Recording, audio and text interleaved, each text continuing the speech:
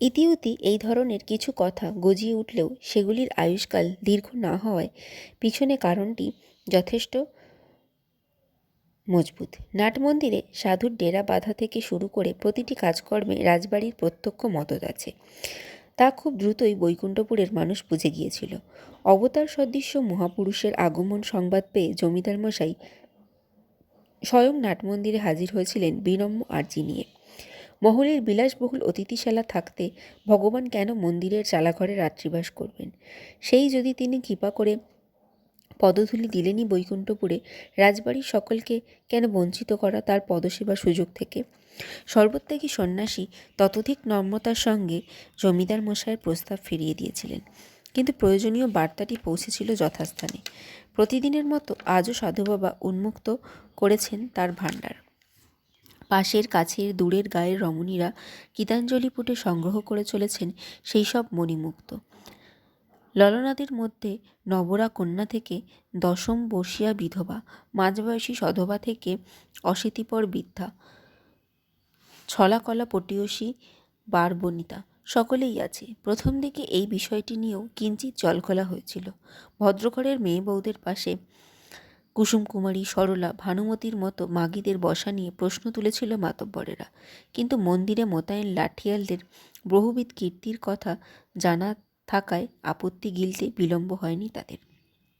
সামনের সারিতে বসে থাকা এক অঙ্গনার দিকে চেয়ে সাধু প্রশ্ন করলেন, বল দেখি মা, একজন এয়স্তির কাছে প্রকৃত ধর্ম কোনটি? শিবজ্ঞানে স্বামী সেবা নাকি তীর্থ দর্শন? মেয়েটির কোলে একটি শিশু। ভক্তদের সমালোচনা এবং থেকে থেকে সাধু বাবার নামে ওঠা জয়ধ্বনি সত্ত্বেও অটুট তার প্রভাতী নিদ্রা। বুড়ো আঙুলটি মুখে পুড়ে নিশ্চিন্তে মায়ের কোলে ঘুমিয়ে আছে সে। মেয়েটি ঘোমটার ফাঁক থেকে সাধু বাবার দিকে চেয়ে বলল, আগে বাবা, মেয়েদের সবচেয়ে বড় ধর্ম স্বামীর সেবা করা। প্রাণ ঢেলে স্বামীর সেবা করলে মেয়েদের সিথির সিঁদুর অক্ষয় হয়, ভগবান সন্তুষ্ট হয়, মরার পরে স্বর্গলাভ হয়। বা সুন্দর বলেছিস। এবার বল দেখি মা, এই যে মুন্সীগঞ্জের ছোট রানীমা স্বামী সংসার ফেলে তীর্থে চলে গেল, এ কি পাপ, নাকি বাবার থান দর্শনের পুণ্য বলে তার স্বর্গলাভ নিশ্চিত হলো? ছোট রানীমা তো তীর্থে যাননি, তাকে চিমটি একটি মোক্ষম চিমটি। মেয়েটি যেভাবে মৃদু আর্তনাদ করে থেমে গেল, তাতে কোনো সংশয় থাকে না পিছনে বসে থাকা বয়স্ক মহিলাটি চিমটির মাঝপথে থামিয়ে দিল তাকে। তড়িৎগতিতে ঘোমটার আড়ালে আত্মগোপন করেছে মেয়েটি। সন্ন্যাসী উৎসুক চোখে চেহে রইলেও অসমাপ্ত বাক্য সম্পূর্ণ করার প্রয়াস দেখা গেল না তার মধ্যে। ইতিউতি ভক্তদের দিকে চেয়ে দেখলেন সন্ন্যাসী, কারো মুখে কোনো কথা নেই। নাটমন্দির জুড়ে অকস্মাৎ পাথুরে নৈশব্দ। অবশেষে সন্ন্যাসী ভাঙলেন নীরবতা। একটা দীর্ঘশ্বাস গোপন করে ভক্তদের দিকে চেয়ে বললেন, আসল কথা হলো লক্ষ্য, উদ্দেশ্য। লক্ষ্যই আনে মোক্ষ। লক্ষ্য যদি স্থির থাকে তবে পথ যেমনই হোক মোক্ষ মিলবেই। সতী বেহুলার কথাই বলি, হাজার ভয়, সহস্র অজস্র প্রলোভন জয় করে স্বামীর মৃতদেহ আঁকলেই পড়ে রইল। শেষ পর্যন্ত স্বর্গের দরজা খুলল তার জন্য। এক্ষেত্রে স্বামীর প্রতি একনিষ্ঠতাই তাকে লক্ষ্য পৌঁছতে সাহায্য করেছে। আবার মীরাবাইয়ের কথাও ধরো, স্বামী সংসার বিস্মিত হয়ে প্রেম ভক্তি ভালোবাসা উজাড় করে দিল কৃষ্ণের চরণ কমলে। আমরা সকলেই জানি স্বর্গলাভ করে হয়েছে তারও। স্বামীর প্রতি কর্তব্য অবহেলা তার স্বর্গের পথে কাটা হয়ে দাঁড়ায়নি। তাই তো বলি, যে যেমন খুশি পথ বেছে নে, কিন্তু লক্ষ্য যেন সর্বদা স্থির থাকে। জয়ধ্বনি উঠল সাধু বাবার নামে। জীবনের প্রতিটি বিষয় এমন নমনীয় থাকার পরামর্শ মেলে বলেই সাধুর উপদেশ শুনতে নাটমন্দিরে ঢল নামে ভক্তের। কোলাহল স্তীমিত হলে চোখ বুজে ডান হাতটি বড়ভয়ের মুদ্রায় মেলে ধরলেন সন্ন্যাসী। ভক্তরা বুঝল সাধু বাবার ধ্যানে বসার সময় হলো, এবার উঠতে হবে। দূর থেকে প্রণাম সেরে মন্দির ত্যাগ করতে শুরু করলো তারা। সবাই চলে গেলে প্রহরারত লাঠিয়ালদের একজন এসে বসল সন্ন্যাসীর পায়ের কাছে। চাপা এবং উত্তেজিত কণ্ঠে বলল, শুনলেন স্যার?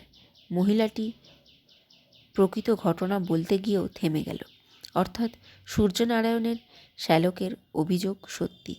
মহিলাটি যদি সব কথা বলতে সম্মত না হয়, তবে ওকে গ্রেপ্তার করে জেরা করলেই সব জানা যাবে। আপনার অনুমতি পেলে আমি আজই সব ব্যবস্থা করে ফেলব। সন্ন্যাসী মৃদু কণ্ঠে বললেন, না, এখনই গ্রেপ্তার নয়, প্রথমে সন্ধান নাও মেয়েটি কার পরিবার, কোথায় নিবাস, গায়ে তার স্বামীর প্রভাব প্রতিপত্তি কেমন। এই কদিনে বেশ বোঝা গেছে মুন্সীগঞ্জের প্রজারা সূর্যনারায়ণের নামে থরহরিকম্প, কেউ কিছু জানলেও মুখ খুলবে না। তাই কৌশল করে প্রয়োজন হলে ছল চাতুরির আশ্রয় নিয়ে মেয়েটির কাছ থেকে সব জেনে নিতে হবে। কথা শুনে মনে হলো মেয়েটি ধর্মভীরু। ওই পয়েন্টটি হাতিয়ার করেই এগোতে হবে আমাদের, তবে তাড়াহুড়ো নয়, সব দিকে বিবেচনা করে পা ফেলতে হবে। সদর থানা থেকে নতুন কোনো সংবাদ এলো কি? একই রকম অনুচ্চ স্বরে লাঠিয়াল জবাব দিল, না স্যার। সূর্যনারায়ণ অত্যন্ত ধূর্ত। প্রথমে যে খবর পেয়েছিলাম সেটিই ঠিক। সে নিজের বজরাটি মুন্সীগঞ্জে রেখে সাধারণ নৌকায় চেপে পালিয়েছে। নদীপথে প্রতিদিন অজস্র নৌকা চলাচল করে, তার মধ্যে কোনটি সূর্যনারায়ণের তা চিহ্নিত করা অসম্ভব। তবে ইনফরমাররা সন্ধান চালাচ্ছে। জমিদার মশাই কলকাতায় ঢোকার চেষ্টা করলেই ধরা পড়বে। সূর্যনারায়ণ শুধু জলপথেই কলকাতা যাওয়ার চেষ্টা করবে তেমনটি আশা করাই ভালো। নজরদারি বাড়াতে হবে তেমনটি আশা না করাই ভালো। নজরদারি বাড়াতে হবে সড়ক পথেও। কলকাতা অনেক বড় জায়গা, কোনো ক্রমে সেখানে ঢুকে পড়লে মানুষের ভিড়ে তাকে খুঁজে পাওয়া দুষ্কর হবে। আরেকটি কথা, ডিস্ট্রিক্ট কালেক্টর থেকে সংবাদ এসেছে মুন্সীগঞ্জ এস্টেটের খাজনা বাকি পড়েছে। ট্যাক্স পরিশোধ করার সময়সীমা শেষ হবে খুব শীঘ্রই। এই সময় সূর্যনারায়ণের কাছারির সঙ্গে যোগাযোগ রাখতেই হবে। নিজে আসতে না পারলে বার্তাবাহক মারফত। আমার অনুমান বার্তাবাহক একজনই, তার কারণ খুব বেশি মানুষকে নিজের গোপন ডেরার হদিস জানাতে চান না সূর্যনারায়ণ।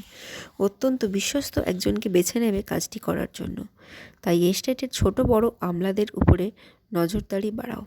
24 ঘন্টা নজর রাখলে বার্তাবাহককে চিহ্নিত করা সম্ভব। গোপনে সেই বার্তাবাহককে অনুসরণ করার কথা নিশ্চয়ই তোমাকে বলে দিতে হবে না। ঠিক আছে স্যার, আপনার নির্দেশ মতোই সব ব্যবস্থা হবে। নাট মন্দিরের বাইরে কাঙালিদের কোলাহল বেড়ে চলেছে। সেদিকে তাকিয়ে সন্ন্যাসী বললেন, খাবারগুলো বিলিয়ে দাও, বড় ক্ষুধার্ত ওই মানুষগুলো। ভক্তদের আনা ভেট সামগ্রী রাখা ছিল চাতালে। লাঠিয়াল সেদিকে এগোতেই দ্বিগুণ উৎসাহে হট্টগোল শুরু করলো কাঙালিরা।